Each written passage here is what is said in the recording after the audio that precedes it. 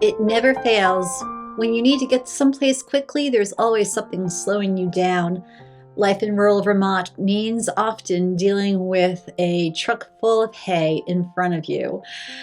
Or sometimes it's the cone of shame that has you trapped, like poor Fritz who just got neutered. Yes, it does rain in life, but I remember when I was a little girl running down the hills of Switzerland after the field was freshly covered with cow manure, and I was in my red sandals and I was having a grand old time.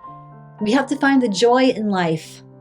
Somebody coined the term joy snacking, snacking on the little things that fills our heart with bliss.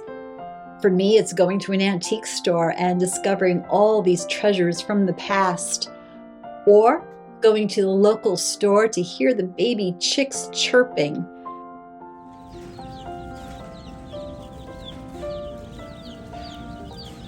These are the joy snacks, the little things in life that mean so much.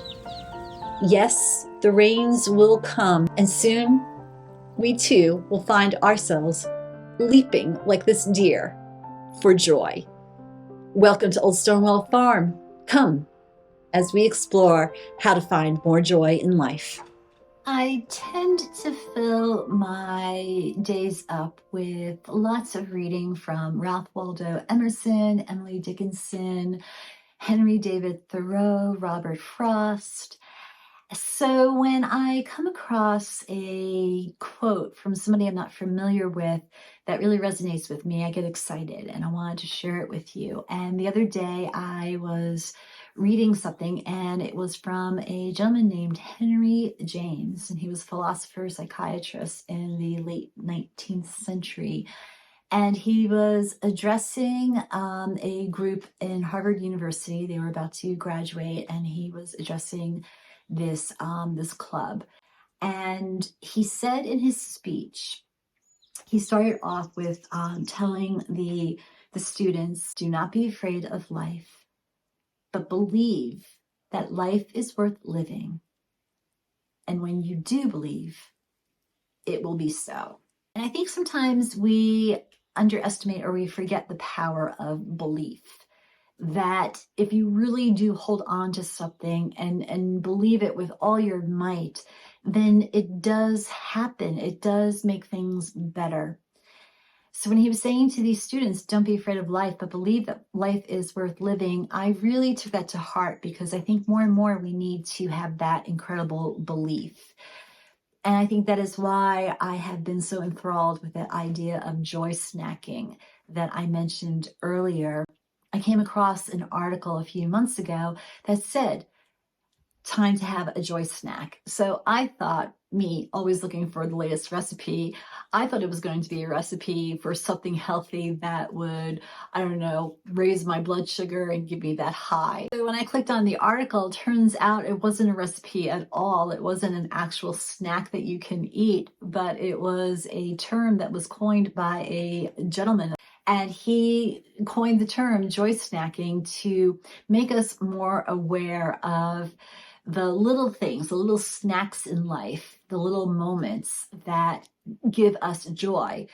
Don't just consume them, don't just swallow them whole, but savor those moments. It's not the great big moments in life that make you happy, but it's all the little morsels of happiness that happen to us each and every day that we need to be aware of, and thus snack on it. So I really love that idea of snacking on joy, because I don't know about you, but I tend to be a nervous eater. When I'm stressed out or nervous, I would turn to food. So for me, I don't want to snack on a whole bag of potato chips or a bag of cookies to make me feel better. I rather snack on the things that God is providing me all around me, the sound of the birds, the cat that is purring on the rope bed behind me right now. Those are things that I could snack on. Those are joy snacks. A few months ago, I woke up on the wrong side of the bed and I was just in a mood, kind of just, I don't even know how to describe it. I wasn't sad or nervous. I just had that heaviness, like a cloud over my head.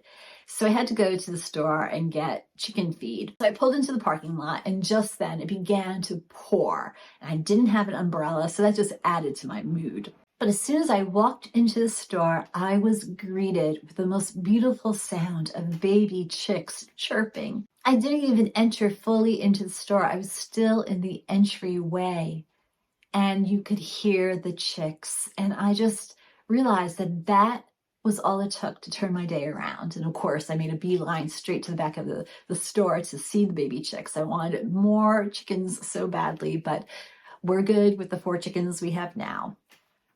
But that moment of hearing them chirping was a joy snack. And it really helped lighten my heart. It chased that cloud that was over my head that was following me. Start to be more mindful of it and really notice the things that do all of a sudden take you out of a funk or make you realize how good life is. We let worry really weigh us down so often when scripture even tells us, don't worry about tomorrow. Don't worry about any of it. In our family, The Sound of Music is a very favorite movie of ours. My dad is from Switzerland, so the opening scene of Julie Andrews running in the Alps singing The Hills Are Alive with The Sound of Music, well, that just tugs at my heart all the time. But in the movie, there is a song that she sings whenever she's feeling sad. She sings this song to remind her how good things really are.